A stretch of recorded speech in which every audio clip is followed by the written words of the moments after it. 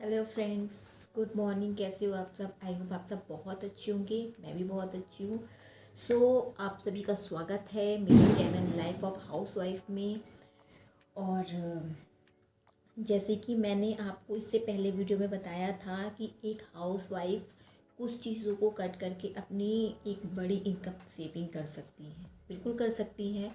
तो मैंने उस वीडियो में भी आपको काफ़ी सारे टिप्स दिए थे और मैं आज और थोड़े टिप्स लेकर आई हूँ इस वीडियो में। आप उसे प्लीज़ फॉलो करिए और आप भी एक बड़ा अमाउंट अपने पास सेव कर सकती हैं।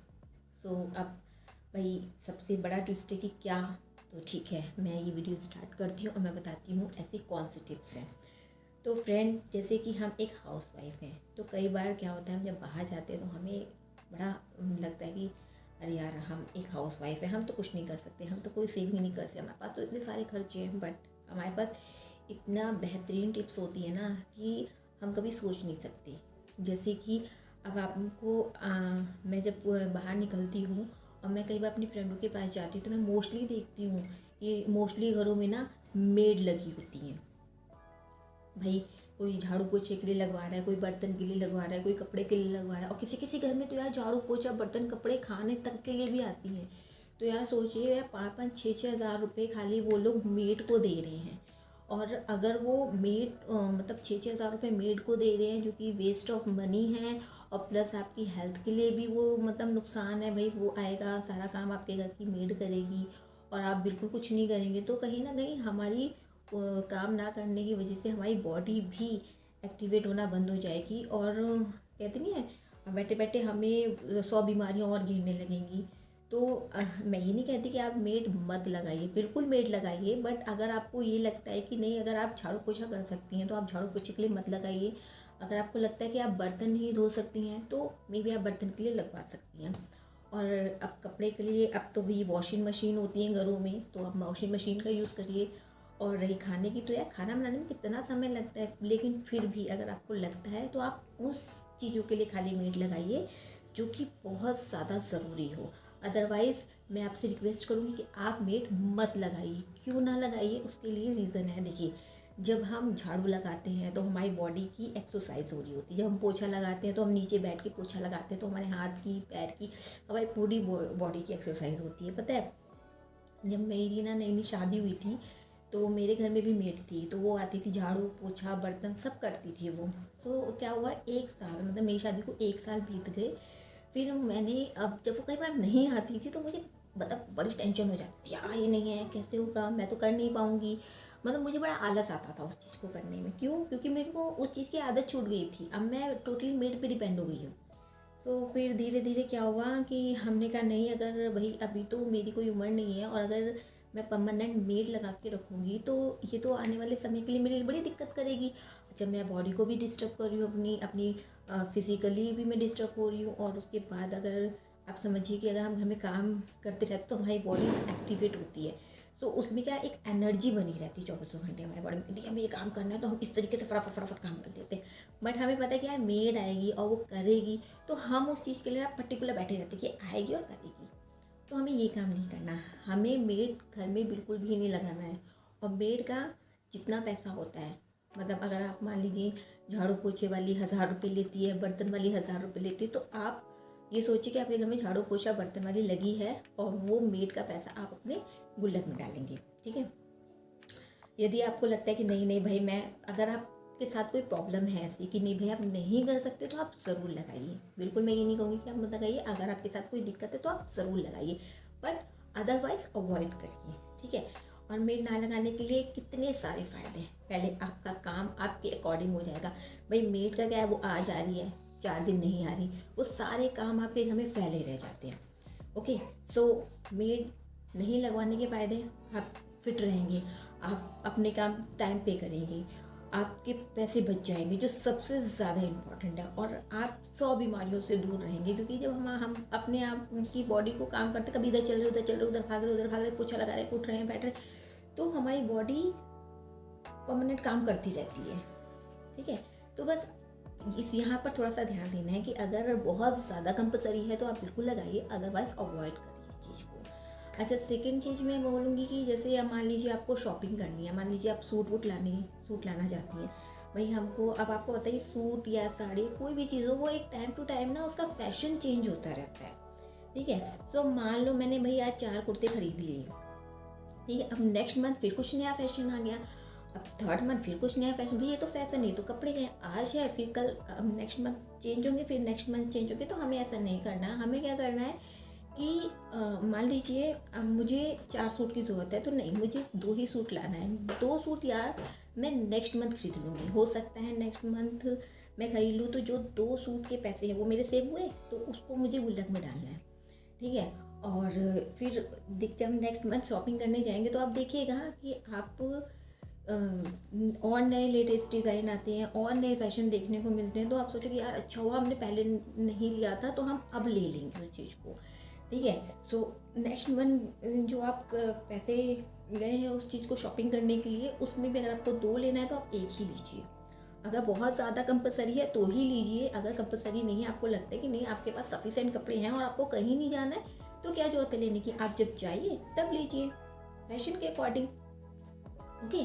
तो आप यहाँ पर भी अपने पैसे सेव कर सकती हैं, राइट। अच्छा, हम लोग एक जैसे एज ए हाउस वाइफ 95% लेडीज़ों को ये पता होता है कि हमारे घर में कितना राशन आना है, तो वो पूरा मंथ जो होता है वो कंप्लीट हो जाता है। अच्छा, सो राइट, मुझे भी पता है कि भाई मेरे यहाँ अगर 3 किलो दाल आएगी तो वो पूरे महीने चलेगी, और अगर 1 किलो ये चने आएंगे तो वो पूरे महीने चलेंगे। तो आप एक लिस्ट बनाइए, बाज़ार जाने से पहले एक लिस्ट बनाइए कि मुझे बाज़ार से ये सामान लाना है। कई बार क्या होता है हम बिना लिस्ट के बाज़ार चले जाते हैं, फिर हम वो चीज़ भी खरीद लेते हैं जो शायद हमें नहीं खरीदनी होती है। तो हमें ये काम नहीं करना है। हमें महीने की 30 तारीख से लेकर 2 तारीख तक में एक लिस्ट बनानी है, और हमें उस लिस्ट को ना कंप्लीट करना है कि आज हमारे घर में ये नहीं है, वो नहीं, वो नहीं, एक पूरी मंथली लिस्ट बनानी है, ठीक है। फिर उस लिस्ट को लेके आप बाज़ार जाएंगी और उसको दुकानदार को देंगी, और आपका एक प्रॉपर एक सिस्टम वाइज आपका राशन आ जाएगा। उसका बेनिफिट ये होगा कि आपको छोटी छोटी चीज़ों के लिए दुकान नहीं जाना पड़ेगा, ठीक है। अब मान लीजिए आप बिना लिस्ट के चली गई बाज़ार, अच्छा अगर आप मान लीजिए आपने चीनी भूल गई, फिर आप वहाँ से आएंगी, फिर आपके पैसे जाएंगे चीनी के लिए, फिर आप सोचेंगे यार अभी 1 किलो ले लेती हूँ, फिर 1 किलो लेती हूँ, कि फिर जो मंथली में हमारा जो चीज़ आ जाती है ना, जो मतलब एक बार आ जाती है, फिर हमको ना पूरे महीने उस चीज़ की टेंशन नहीं होती है, हम उस चीज़ को बड़े ईजिली चला पाते हैं, क्योंकि भाई हमारा स्टार्टिंग में 1 से 2 तारीख को राशन आ गया, अब हम उसे अपने हिसाब से मैनेज करेंगे। और जो छोटी मोटी चीज़ें हैं तो उसको तो हम भाई डेली मंडला में कर ही सकते हैं, ऐसा नहीं है कि नहीं कर सकते हैं, ओके। सो ये भी हो गई एक आपकी बहुत ज़्यादा इम्पोर्टेंट कि मतलब हम महीने में एक बार राशन ले आए।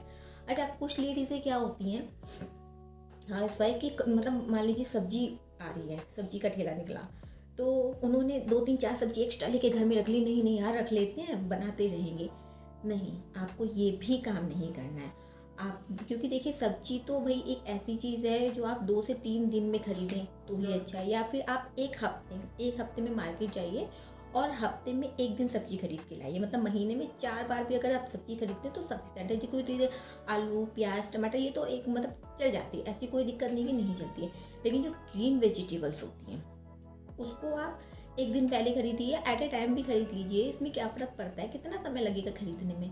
सो या तो आप दूसरे तीसरे दिन ही सब्जी खरीदिए, और उतनी ही सब्जी खरीदिए जितनी आपको ज़रूरत हो।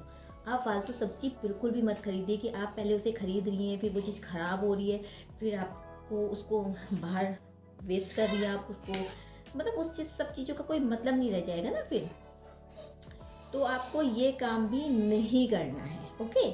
अदरवाइज़, और मान लीजिए आप कभी खाना बना रही हैं और आपका खाना बहुत ज़्यादा बच गया है, तो आप उस खाने को बिल्कुल भी वेस्ट मत करिए, हो सके तो उस खाने को शाम को आप गर्म करके भी खा सकती हैं, या फिर आप किसी ऐसे बंदे को वो खाना दे दीजिए जिसको उस खाने की बहुत ज़्यादा ज़रूरत हो। आप प्लीज़ किसी भी तरीके की वेस्टिंग ना करें।